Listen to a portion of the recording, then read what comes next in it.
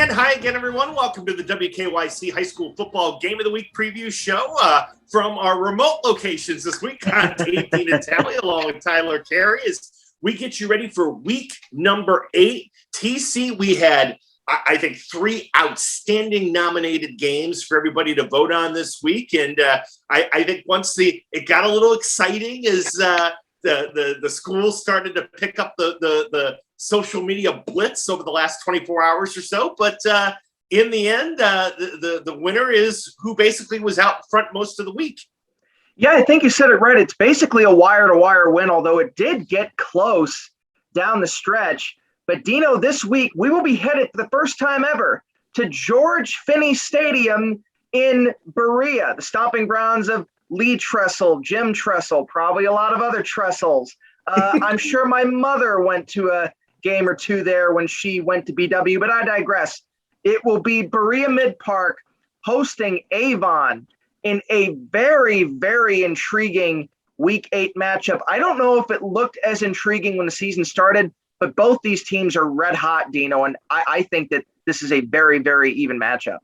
Yeah, they're billing this as an SWC showdown, and I'm with you. I don't know when we saw Avon play so well to start the season, and they lost to Medina, but they had started off strong, and you said, well, it's still going to be Avon and Avon Lake and everybody else. Well, things changed, and things changed, TC, when Berea-Midpark knocked off Avon Lake, who had just knocked off Avon the week before, and suddenly it kind of spun everything around in this crazy conference. And we end up coming up on a game here Friday that not only has conference implications, but for both teams, huge computer point implications for the postseason. No kidding. And these two teams are in different regions. Of course, Berea-Midpark in Division 1, Region 1, Avon in Division 2, Region 6. We'll get to the craziness of that bracket in a second here. But I want to touch on the Titans. This is a team that kind of still technically a relatively new high school. Of course, for those who don't remember, the combination of Old Berea High School and Midpark High School joining as one to become the Titans. They had a couple of tough losses to start the year, losing on the road to Highland by 2 touchdowns. Highland, a very good team, losing by a point at Nordonia. Of course, Nordonia coming off a big one over Hudson. Since then, 5 straight wins, and I think they certainly raised people's eyebrows with that win on the road against Avon Lake, as you said, right off that big Shoreman win over Avon. Berea-Midpark's kind of been a team, we've covered them in the past. They've had good players, but they've kind of, just treaded water for the last few years. We're just kind of hung around like, all right, they might get to 500. They might win a game or two. Maybe they can sneak into the playoffs. I'm not saying they're up there with like the cream of the crop in Region 1. I think we all agree that's a 2-horse race at the moment.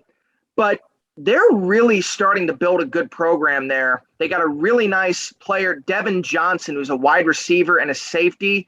He's getting recruited as an athlete. He's going to Miami of Ohio, by the way. He leads this team on both ends. I really think if they can get a win over Avon, that's only going to keep turning heads, and it's only going to make people think, all right, these Titans are legit. They can maybe make a run.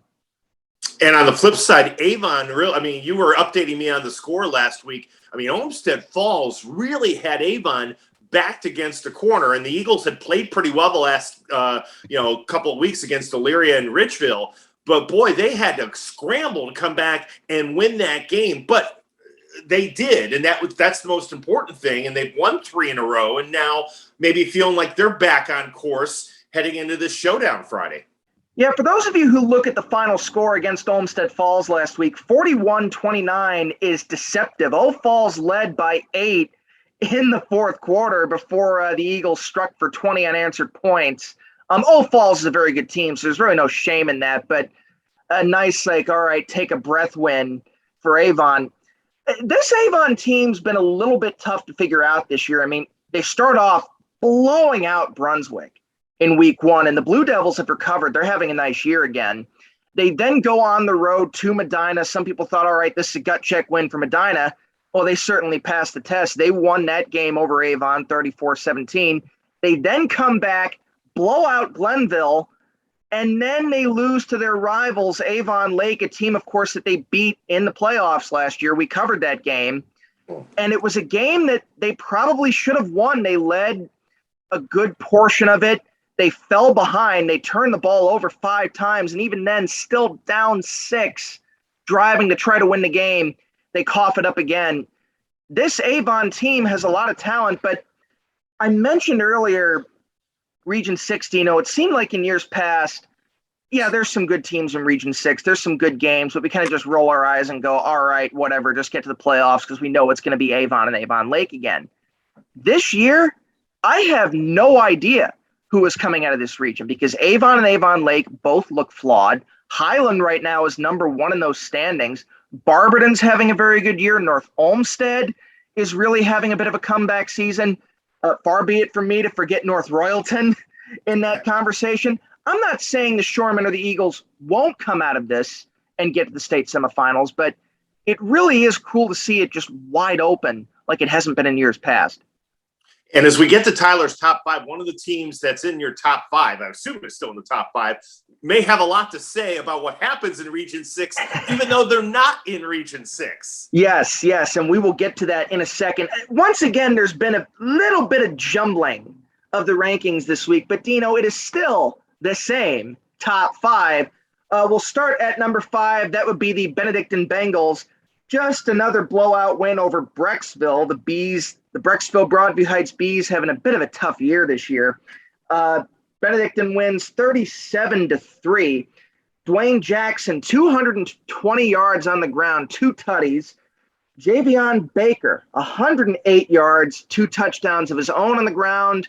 They get Erie Cathedral Prep this week. And Dino, I think we mentioned this. You want to talk about another region that's wide open after being dominated by Hoban in years past. Benedictine right now looks like the favorite in Region 5. Yeah, I completely agree. I think right now they're the team to beat, but those 2 teams are going to play each other coming up here. So, Hoban will get a chance to kind of maybe stake their claim back as the team to beat in Region 5 that they can knock off the Bengals later this season. Absolutely. Okay, number 4, dropping a spot, believe it or not, the Chardon Hilltoppers. They still remain at number 4. We'll talk about why they dropped in a second. Kind of a sloppy win against New Philadelphia, but they still won 21-0. Sean Carr had 3 touchdowns. Alex Henry had multiple interceptions. Not as big of a blowout as we expected, but in the end, they still controlled this game throughout. And New Philly's a good team, so I got to give the Toppers credit. Good road win. Yeah, no doubt. Absolutely. By the way, they'll play Madison this week. I imagine that's going to be a bit of a wider margin than 21-0. Number 3, moving up a spot, Aurora, the Aurora Greenmen. Now, here's what happened this week for those who are a little bit out of the loop. Aurora was scheduled to play Kent Roosevelt in their homecoming game. Kent Roosevelt, unfortunately, had to back out because of COVID concerns. Meanwhile, up north, Cleveland Heights had their game against Bedford canceled because of COVID concerns. So in this crazy era that we live in, we know how teams are often scrambling to find opponents. We got an unexpected marquee matchup between the Tigers and the Greenmen, 2 of the best teams in the area. And how did it end? A shellacking. The Greenmen beat up on the Tigers 49-19. Alex Moore threw just 6 passes, completed 4 of them, 177 yards, 2 touchdowns, both to Ryan Weber. The defense was steady as always. But the big game this week, Dino, and you mentioned it, maybe their biggest test of the year so far.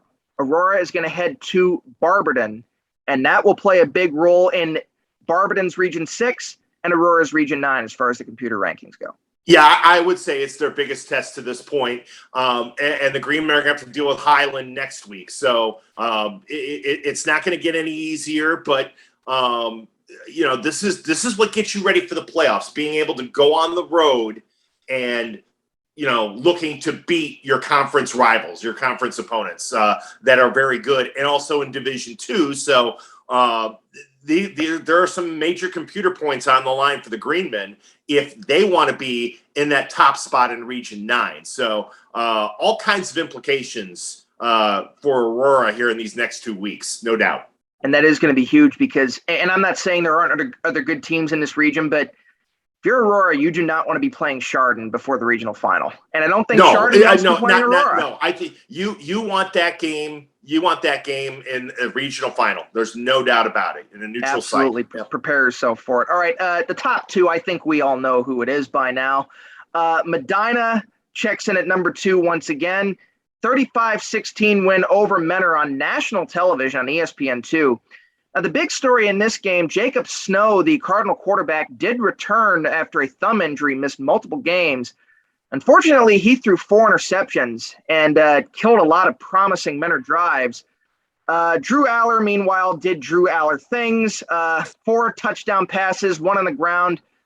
First ever win for the Battling Bees over the Cardinals. They're now 7-0, and they get a very much improved Brunswick team next week. Of course, Brunswick had that rough start to the year. We mentioned it, getting blown out by Avon. Well, they're now 5-2, and again, I think Medina is going to be favored here, but Brunswick's going to give them everything they have. It's a great rivalry game, so the Blue Devils will be ready, and they will not be intimidated because they have beaten Medina in the past, in the recent past. We saw it last year, so they will be. I think psychologically ready for it, but this is a Medina team. I mean, you just said with the interceptions, has a new dominance on defense that we have not seen in the past, and we've seen it this year. And that's one thing that's really separating them now as an elite team, is that they're not just one-dimensional with Drew Aller. Absolutely. This ain't just the Drew Aller show. This is a very well-rounded team, and they're going to be a tough out once the playoffs begin in a few weeks.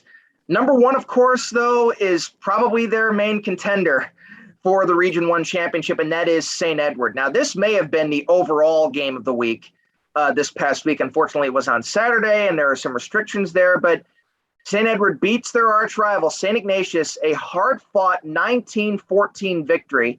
Christian Ramos, 2 touchdown passes. Jack Riley, pick 6. Ray Sean Manning Jr., touchdown catch, and an onside kick recovery, a close one to preserve the victory at the end of the game. 4th straight win for the Eagles over the Wildcats. First time they've done that since 1978. They get Football North out of Canada this week, and I think I mentioned how I still think we haven't heard the last of Ignatius because they've had some close losses this year, and that they're going to make noise in the playoffs. But I think that's one that Tom Lombardo and his Eagles are, every year they are, but this year in particular, they are glad to have it. Yeah, no doubt. And we always like that game in week 10 because it's always kind of a doorstep to the playoffs. That's the kind of is history. But yeah, whenever you can beat your rival in a hard fought rainy night like it was, you take that and you use that as momentum to go forward. And the Eagles certainly just continue to impress. I mean, they've really had a tremendous season. So that is Tyler's top 5.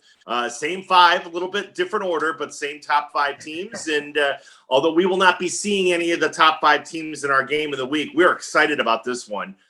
This is going to be a big clash in the SWC. The Avon Eagles at the Berea-Midpark Titans. Will join you for the call at about 6:50 on WKYC.com. We'll also be on the WKYC app as well as Facebook Live and YouTube. We'll update you on scores because, as DC said, there are no shortage of critical games around the area Friday night. And, the 2 games that were our other nominees, Tyler, Aurora Barberton and Nordonia Hudson, Hudson North Royalton are amongst those that we'll be watching very closely, in addition to games that affect the 2 regions. All of those games, involve Region 6. They have 1 team from Region 6. There's going to be a lot of movement, not just there, but in a lot of places on the brackets this week because of these high-pressure games. This is what you want down the stretch as we get toward the playoffs. And that the coaches know this. They got to be just a little tighter in their game plans, just a little more aware with their players, making sure they don't make mistakes, making sure they take advantage of the opportunities. Because This is a game of inches. If you miss those opportunities, it can certainly hurt you come playoff time. Yeah, no doubt about it. No doubt about it. Again, we'll talk to you from Finney Stadium on Friday night. Going to be a lot of fun. Avon Eagles at the Berea-Midpark Titans. 6:50 will be our start time on WKYC.com. For Tyler Carey, I'm Dave DiNatale. Thanks for watching the WKYC.com High School Football Game of the Week preview show.